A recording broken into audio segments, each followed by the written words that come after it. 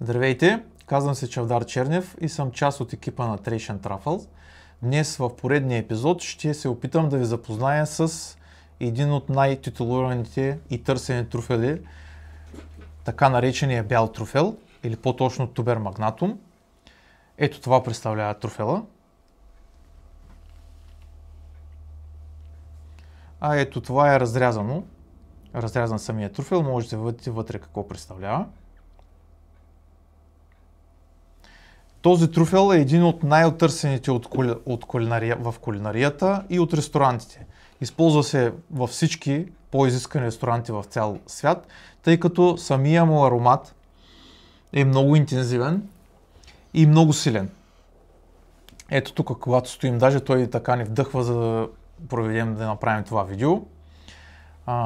Къде може да се намира труфела в България? В България се среща труфела. Намира се в поречието на реките, в наносите по завоите на самите реки или в сухите дерета, които са около реките. Какво е специфичното при търсенето на този труфел? Труфела вирее понякога на много голяма дълбочина и е много труден за намиране. Затова за неговото търсене се използват много добре обучени кучета, които успяват да усетят неговия аромат и съответно да покажат на търсача на труфели къде се намира труфела. Освен за кулинарията, труфела се използва също така и в медицината, като консумацията на труфел понижава холестерола, подобрява зрението и почиства организма от токсини.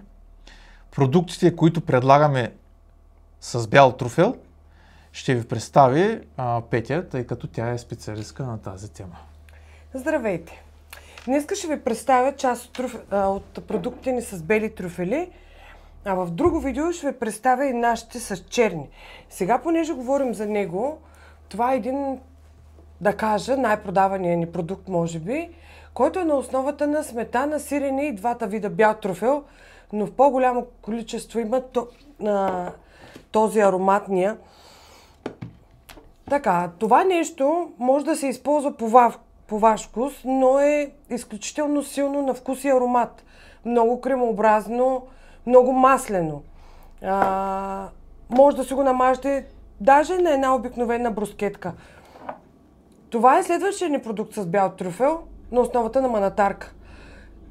Тук е изключително силен аромата и на двата вида продукти вътре. Манатарка и бял трюфел, но въпреки всичко е изключително вкусен. Това са класическите олио, зехтин и балсамов оцет с бял трюфел, които могат да направят вашето ястие гурме ястие. И не на последно място е нашето масло, краве масло с бял трюфел, което може по същото да го използвате по ваш вкус. Да вкусите месо, да си вкусите всяко едно ястие, било то даже най-обикновени яйца. Може да ни намерите, във видеото ще сложим линк, където да ни последвате и да разгледате всичките ни продукти.